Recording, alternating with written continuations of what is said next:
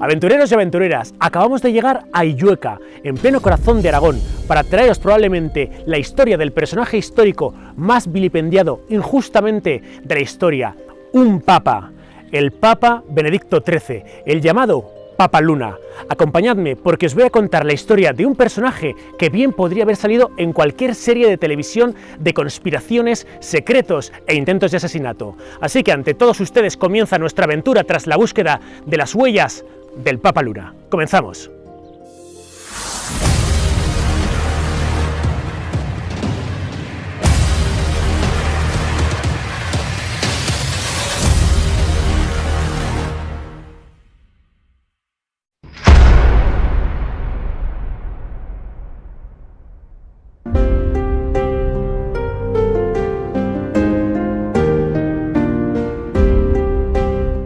Comenzamos nuestra ruta en Illueca, cerca de Zaragoza, en Aragón, para visitar la cuna del llamado antipapa.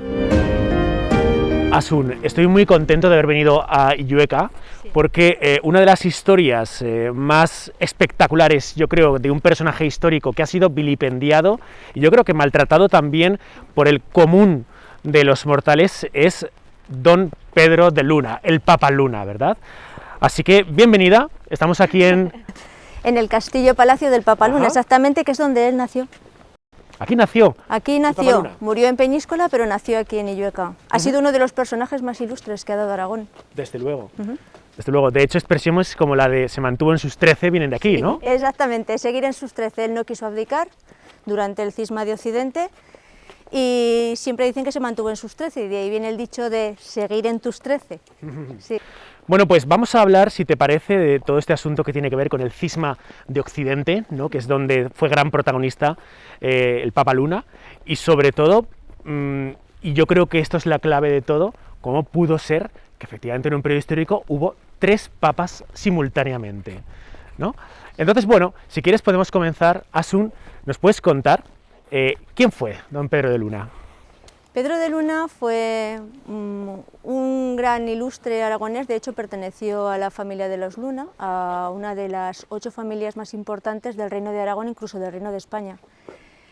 Y bueno, pues durante su vida la verdad es que hubo varios acontecimientos, pero el que más se conoce es el del cisma de Occidente, cuando llegó a haber hasta 4 papas a la vez. ¿Hasta 4? Realmente sí, y no fue él, se cree que fue él el que inició el cisma, y realmente no fue así.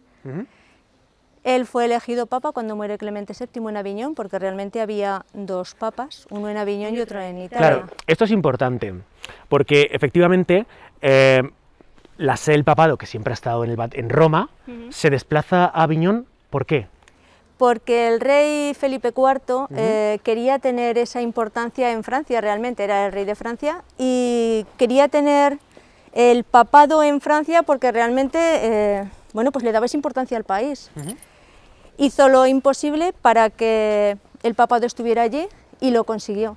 Estuvo durante 70 años en Aviñón, el papado, hasta que finalmente pues, los italianos dijeron que o la Iglesia Católica volvía a Italia o se separaban de la Iglesia Católica. Claro. Y volvió. Y volvió. Uno de los papas que estaban en Aviñón decidió ir a Italia junto con Santa Catalina de Siena para resolver este problema, pero murió poco tiempo después y se tuvieron que juntar todos los cardenales, que entre ellos ya estaba Pedro de Luna. Se juntan en cónclave para elegir un papa y se mete un grupo muy numeroso de italianos y les dice que o eligen un papa italiano, de allí no sale nadie. De hecho, en Roma la gente quería que el papa fuese italiano, ¿no? Claro, si no elegían al papa italiano no salía nadie de allí. Y eligieron a Urbano VI. Claro, me imagino que los de Aviñón no estarían nada contentos. Para nada, de hecho tenían miedo, habían sido coaccionados y decidieron volver a Aviñón. Y allí fue cuando en conclave deciden elegir a Clemente VII. Clemente VII estuvo durante un tiempo hasta que finalmente muere y vuelven a juntarse los cardenales otra vez y eligen a Pedro de Luna. Momento clave que acabas de citar, es decir, este es el momento, Clemente VII es elegido en Aviñón y Urbano VI estaba en Roma. O sea, tenemos ya ahí dos papas al mismo tiempo. Y esto es un momento clave, porque cuando moriría el papa de Aviñón sería elegido Cuando murió Clemente VII fue elegido Pedro de Luna. Efectivamente. Él pasó a llamarse Benedicto XIII, pero todos lo conocerían como el Papa Luna. El Papa Luna, de acuerdo.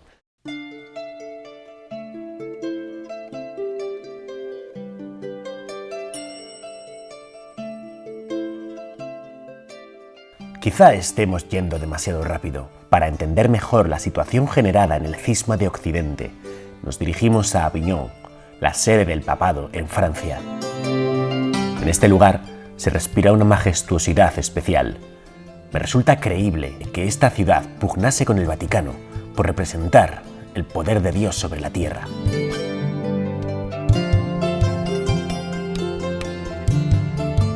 En el corazón de Francia hemos llegado a Aviñón, el lugar donde se determinó el conflicto más grande de la Iglesia Católica en toda su historia, el Cisma de Occidente. Y es que hubo un tiempo donde los papas no se encontraban en Roma, incluso donde llegó a haber 3 papas al mismo tiempo, de forma simultánea, en la vieja Europa medieval. Vamos a descubrir los misterios del Cisma de Occidente y del Papa Luna, Pedro de Luna.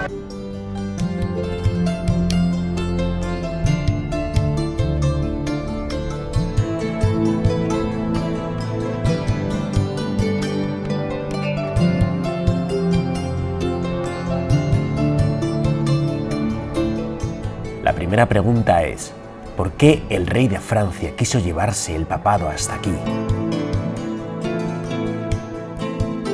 Durante el siglo XIV nos encontramos en una época tremendamente convulsa, y es que el rey de Francia, Felipe IV el Hermoso, por determinados conflictos, echa un pulso al papa Bonifacio VIII, pulso que acabaría venciendo el rey arrestando al papa de esta forma, quien moriría tiempo después en su prisión de Francia.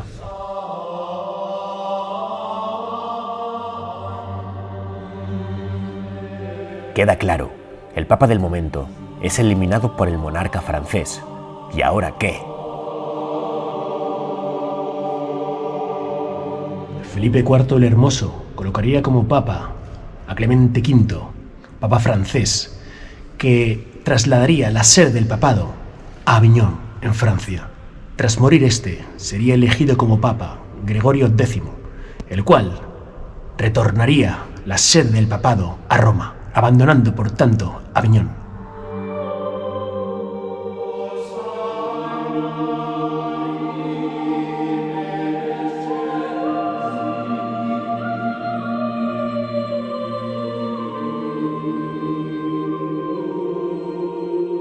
Tras morir el papa Gregorio X, en Italia se elegiría como papa a Urbano VI, papa italiano de Roma. Y es que los cardenales italianos querían que en Italia gobernase un papa romano, un papa italiano. El problema es que no se tuvo en cuenta la designación para este papa del voto de los cardenales de Aviñón. Y los cardenales de Aviñón dijeron que la votación y que la designación del nuevo papa de Urbano VI era totalmente ilegítima. En este punto llegaría a mediar el futuro papa Luna, Pedro de Luna. Es que el cardenal Pedro de Luna finalmente tomó parte de la defensa de los cardenales de Aviñón, que directamente y tras considerar totalmente ilegítima bajo el derecho canónico la designación de Urbano VI, retornaron a Aviñón, constituyeron una sede pontificia allí y designaron un nuevo papa. Este sería el primo del rey, Clemente VII. De esta forma tendríamos 2 papas, uno en Roma, Urbano VI, y otro en Aviñón, Clemente VII, apoyado por el rey de Francia. Y este cisma, aventureros, este cisma de la Iglesia Católica, el cisma de Occidente, iba a durar 40 largos años.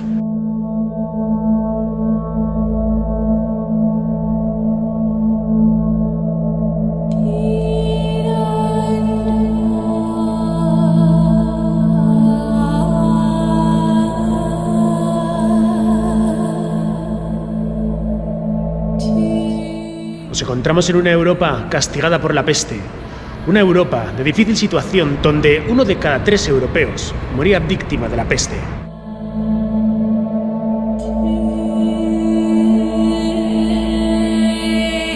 El cardenal Pedro de Luna intentó apaciguar los problemas que había en la Iglesia Católica, acabar con ese cisma, De hecho, cuando muere Clemente VII, el Papa de Aviñón, el Papa Luna intercede para que también renuncie el Papa de Roma. Y esto no sucede. Lo que sucede es que desde la sede de Aviñón se va a designar como Papa a Pedro de Luna, al Papa Luna, Benedicto XIII, un hombre de moral intachable, sobrio, casto, que se alejaba totalmente de esos vicios que existían en la Iglesia de la época. Un hombre que contaba con el apoyo de Aragón, de Castilla, de Francia, y que desde luego se mantuvo en sus 13, porque por mucho que se tratase de derrocar su curia papal, su pontificado, él, durante toda su vida, aseguró que había sido legítimamente elegido como papa, que el derecho canónico le apoyaba y que él era Benedicto XIII. De hecho, esa expresión de mantenerse en sus 13 viene del mítico Papa Luna.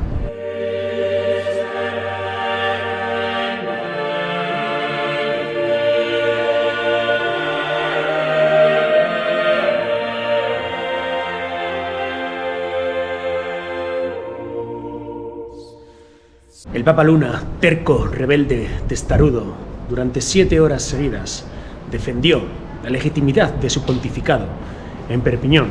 Y es que durante 7 horas en perfecto latín, él acreditó por qué en realidad era el auténtico Papa.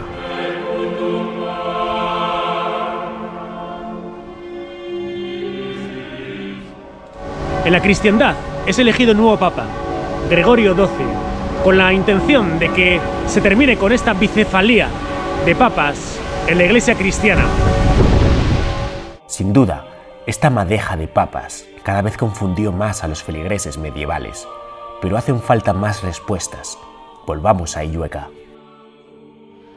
Bueno, veo que el emblema de una media luna por todos lados, ¿no? ¿Es este el emblema del Papa Luna? Es el emblema del Papa Luna y además es muy curioso porque mucha gente piensa que es el emblema de los musulmanes, pero realmente no. Claro. Realmente no es el emblema. Cuando el rey de Aragón conquistó Luna, Luna es un pueblo que está al lado de Ejea de los Caballeros. Sí, sí, efectivamente, por Valpalmas. Bueno, pues cuando fueron los cristianos a conquistar Luna a los musulmanes, hubo un eclipse. Ese eclipse es el que luego adopta el primer Luna, que era Banzanzón, pasó a llamarse Banzanzón de Luna, y adoptó ese símbolo como emblema de los Luna. Es Gregorio XI el que, junto a Santa Catalina de Siena, se traslada a Italia. Cuando muere es cuando eligen a Urbano VI, que era el italiano, pero bueno, como no estaban de acuerdo con esta elección, los cardenales, sobre todo los de Aviñón, se desplazan a Aviñón y eligen a Clemente VII. Cuando muere Clemente VII, se juntan todos los cardenales en Aviñón y eligen a Pedro de Luna. Es que es increíble cómo se abren dos ramificaciones dentro de la Iglesia. Esto es el cisma de Occidente. Esto es el cisma de Occidente. Y comenzó aquí, que mucha gente culpa al Papa Luna, pero realmente no. Una vez que, que ya está el cisma de Occidente, lo que quiere la Iglesia Católica es solucionar ese cisma y deciden elegir en Pisa a Alejandro V. Y simultáneamente estaba el Papa Luna y este. O sea que eligen, ¿cuál era la idea de Pisa? La idea de Pisa era que abdicara el Papa de Roma y el Papa de Aviñón, pero como no abdicó ninguno, ya teníamos 3 papas. Bueno, pero esto es muy curioso porque lo suyo habría sido que primero renuncien y luego elegimos otro. Bueno, pero como iban con prisa, porque la idea era que los turcos querían invadir Europa. Entonces, si la Iglesia Católica no está unida, los turcos venían y no había forma de poder solucionar eso. Así que 3 papas al mismo tiempo 3 tenemos papas, en este hasta momento. que finalmente el emperador Segismundo dice que hay que solucionar el problema del cisma sí o sí. Y en Constanza deciden elegir a Martín V. Bueno, ya con Martín V abdicó el Papa de Roma y el Papa de Pisa, pero Pedro de Luna dijo que no abdicaba. Se mantuvo en sus 13. Se mantuvo en sus 13. Él había estudiado leyes, decretos, derecho canónico, todo lo que tenía que saber sobre eso lo sabía y dijo que no abdicaba, que él seguía en sus 13. Hasta que finalmente murió, lo declararon antipapa. ¿Y le excomulgaron también? Sí, excomulgado, antipapa, lo declararon anti todo, la verdad. Que es algo que se está intentando ahora que se restituya. O sea, a día de hoy sigue estando excomulgado el Papa Luna. Sí. Increíble. Y bueno, me llama la atención, ¿no?, la última etapa del Papa Luna, como todos los reyes, los gobernantes del momento, que constantemente le estaban insistiendo en que dejase la fiesta en paz, ¿no?, que renunciase, y él seguía, como al final, como no pueden con casi esa cabezonería aragonesa que tenía el Papa Luna, bueno, pues quédate en Peñíscola, en el castillo templario, y bueno, pues si quieres ser papa eres, pero vamos a pasar todos de ti. ¿O cómo fue esto? La verdad es que no fue así, porque en un principio sí que le apoyaban todos los reyes, pero la idea era que el cisma tenía que terminar. Entonces insistieron todos en que él debía de abdicar, pero él dijo que no abdicaba. Él siguió en sus 13, por eso no fue cabezonería, él se pensaba que tenía la razón. Único cardenal anterior al cisma de Occidente, él pensó que tenía la razón y por eso no quiso abdicar. Y realmente en Peñíscola fue donde murió, porque él siempre creyó que iba a ser papa, pero papa de Roma. Él veía desde Peñíscola siempre el mar y él creyó que siempre, o sea, que llegaría a ser papa de Roma. El estar en Peñíscola, pues es que intentaron matarlo muchas veces. Entonces él ahí se sentía seguro. Ya no es que lo dejaran allí, sino que él se sentía seguro en Peñíscola.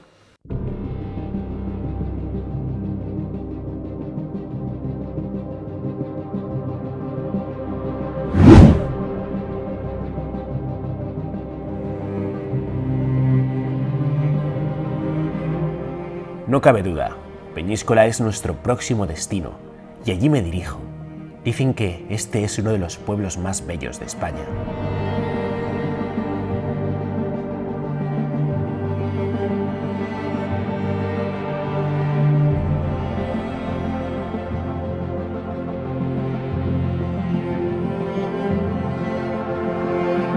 Para comprender el final de esta historia, nos tenemos que desplazar directamente a Peñíscola, aquí, en la costa del Mediterráneo. En el castillo de Peñíscola vemos que el Papa Luna, que Pedro de Luna, que Benedicto XIII, terminó sus días implorando a los cielos que él sería el legítimo Papa. Y este es el final de su historia. Acompañadme, porque os voy a contar cuál es el final del Papa Luna.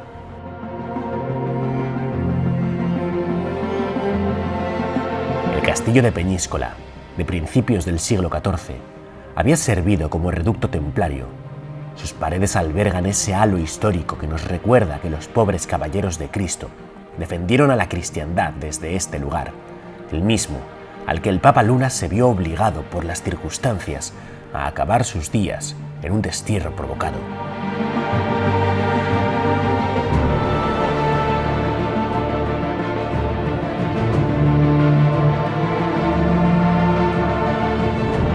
Finalmente, al final de sus días, el Papa Luna fue envenenado. Le echaron arsénico en sus dulces, pero gracias a Dios fue salvado por la maestría de sus médicos. Se cuenta que con 80, 90 años, porque hay divergencias sobre la fecha de su muerte, el Papa Luna murió observando el mar del Mediterráneo con su mirada perdida, que probablemente encajaría con la posición donde se encontraba el poder de Roma, el Vaticano.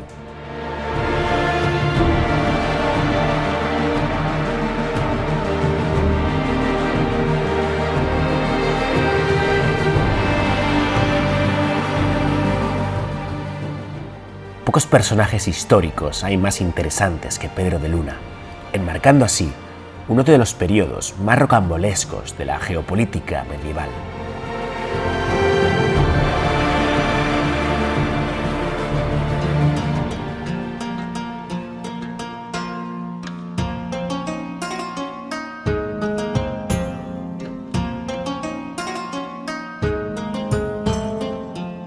Bueno, hay un tema que creo que es muy trascendental en toda esta historia del Papa Luna, ¿no? Porque una vez que fallece el Papa Luna, pues siguen nombrándose papas, la Iglesia se tranquiliza en este sentido, y bueno, como que la historia del Papa Luna queda un poco escondida, un poco enterrada, hasta que el año 2000 se pone otra vez como punta de lanza históricamente, ¿no?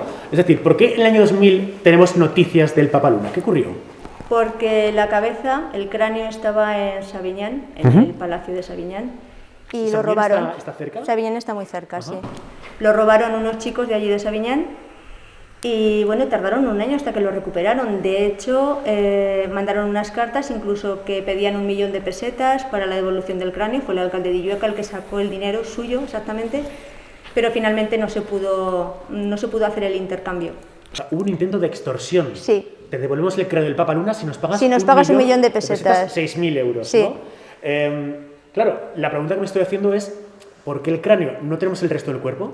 No, a ver, no se sabe si fue la guerra de sucesión entre los Austria y los Borbones o fue durante la guerra de la Independencia, los franceses pasaron por aquí y decidieron, expoliaban. Como sabían que había algo muy valioso y no encontraron gran cosa, decidieron coger el cuerpo del Papa Luna y lo tiraron al río Aranda. Solamente se pudo recuperar el cráneo. Lo que hace el guarda del castillo, que entonces aquí no estaban los señores del castillo, es coger el cráneo y llevarlo a Sabiñán. Lo llevaron a Sabiñán porque los señores del castillo estaban allí. Si los señores del castillo hubieran estado aquí en Illueca, el cráneo se hubiera guardado aquí. Vale, o sea, entonces, 2 chavales roban el cráneo, lo cual ya nos parece de película. De Paco Martínez Soria directamente, sí, ¿no? Sí. ¿Y cómo lo encuentra la Guardia Civil? Pues lo encontró la Guardia Civil, pero no sabemos exactamente. Sí que se sabe que indagando lo llegaron a encontrar, fueron ellos y ahora está en el Museo Provincial de Zaragoza. Claro, la duda que me entra tal y como te escucho es, bueno, aquí tenemos una representación física del Papa Luna, tenemos su cráneo. Sí. ¿Cómo sabemos que efectivamente ese era el cráneo del Papa Luna? Hicieron varias pruebas. Hicieron una prueba de ADN que ya pues sí que salió como que era de esa época, que era del siglo XV. Lo compararon con alguien que era de la familia de la madre. Bueno, la cuestión es que algo muy curioso fue cuando lo compararon con el busto de San Valero. El busto de San Valero lo regaló él. Ajá. Y siempre decían que tenía la cara del Papa Luna. ¿Es un busto que está en Zaragoza? Está en Zaragoza, en la Catedral del Aseo de Zaragoza. Vale. Hicieron fotografías y escáner, fotografías al cráneo, fotografías al busto, lo juntaron a través de un programa informático y ¿cuál fue la sorpresa? Que coincidía en un 99%. Lo único que no coincidía era la nariz. El Papa Luna la tenía así un poquito aguileña y el busto de San Valero la tiene completamente recta.